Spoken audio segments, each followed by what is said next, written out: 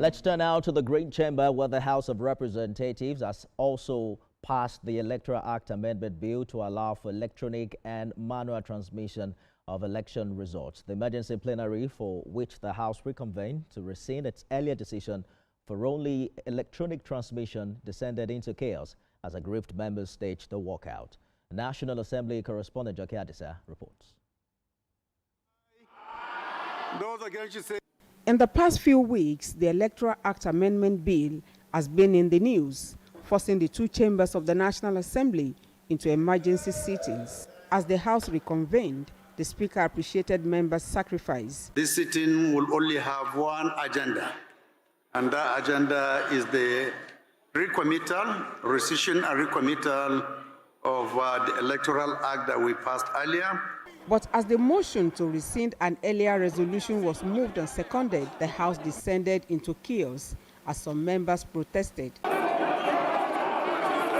This forced the Speaker to call for a closed-door session. After about 2 hours behind closed doors, aggrieved members insisted on clause-by-clause consideration of the 156 clauses of the bill, leading to another rowdy session.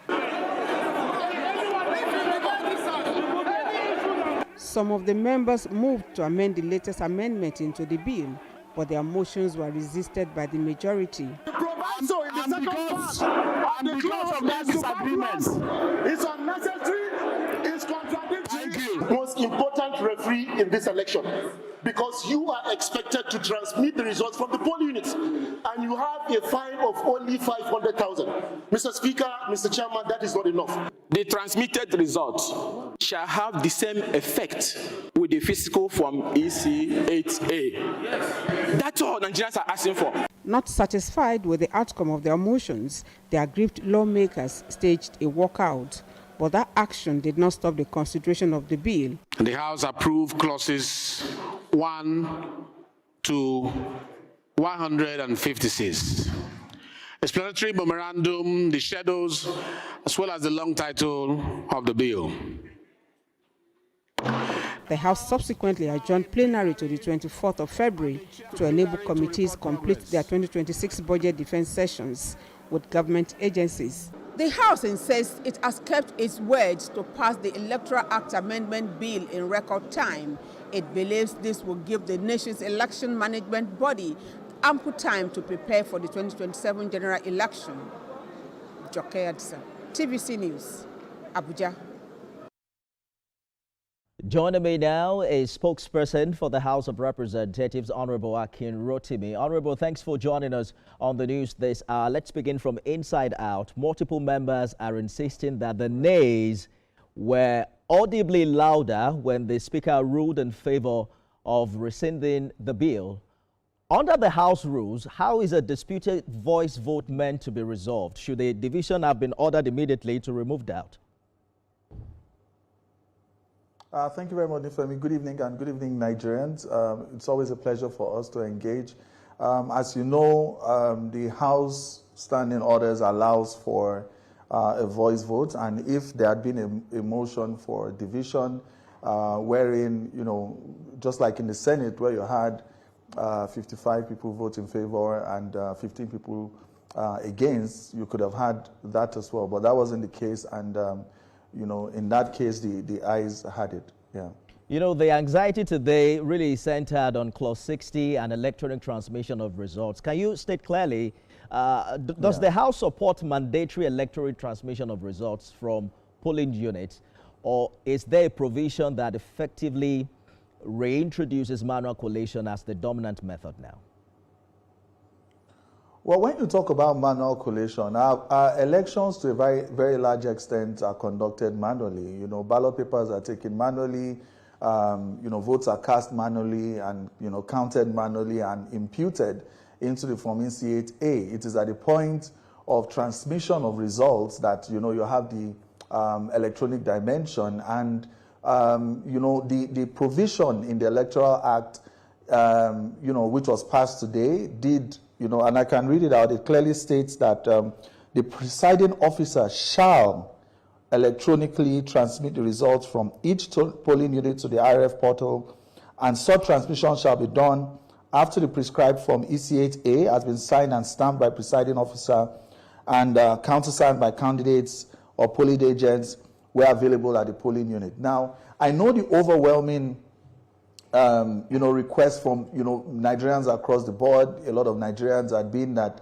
they want to see just stop there, but as lawmakers, again, we have to, take all things into account, including the state of technology. Some have argued that, there's internet coverage sufficient across the entire country that would not have needed, the proviso that comes after it.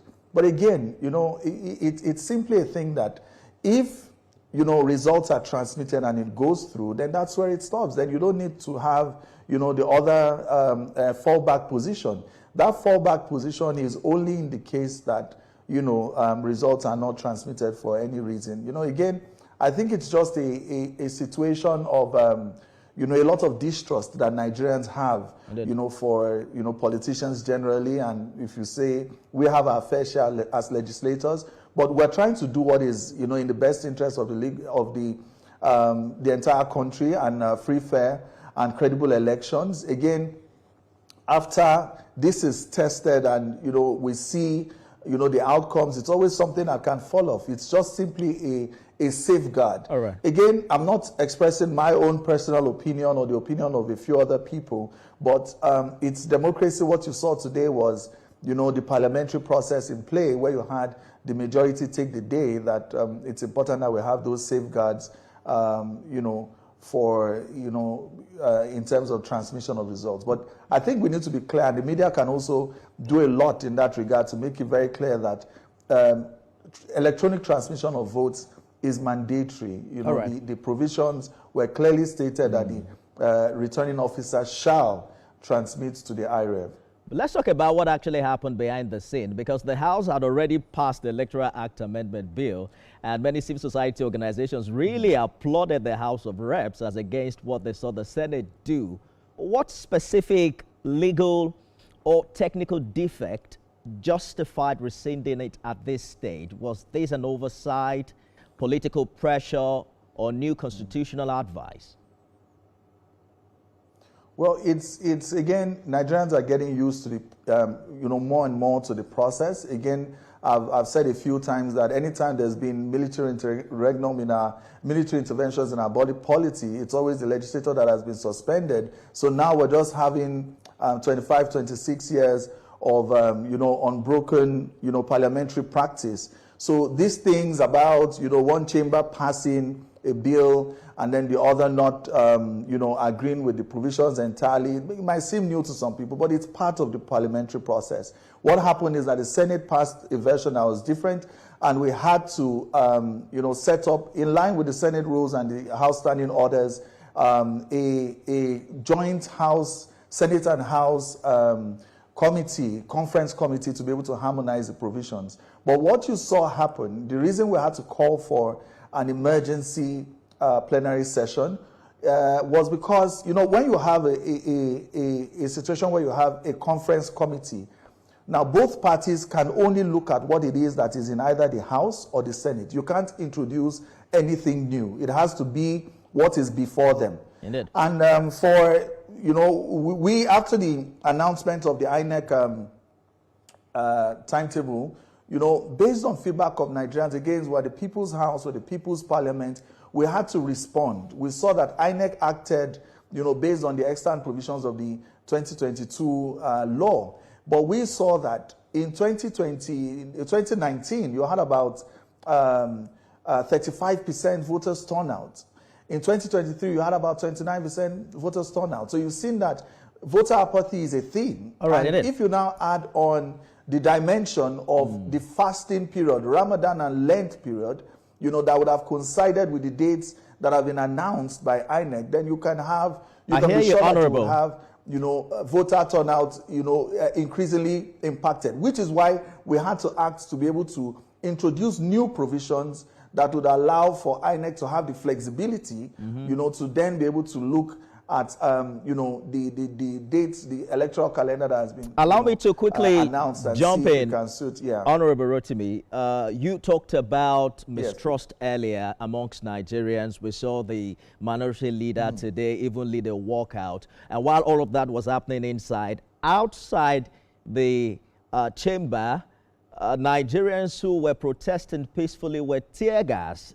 Do you consider that a desecration of our democracy, considering it's happening at the National Assembly and that indeed they have the right to peaceful and lawful assembly? So again, the Minority Caucus it's a parliamentary tool. Walkout is part of what happens in parliaments all over the world to express strong views. However, majority has the say. Again, I like to emphasize that the imperatives for free, fair and credible elections is not a partisan issue. Those of us in the ruling party also want free, fair and credible elections, and there were a lot of minority party members that remained in the chamber and followed through with the process. For us, again, it's extremely unfortunate what happened at the National Assembly where protesters were allegedly tear-gassed, and the House Committee on Media and Public Affairs is responding by taking this up internally. It should never happen.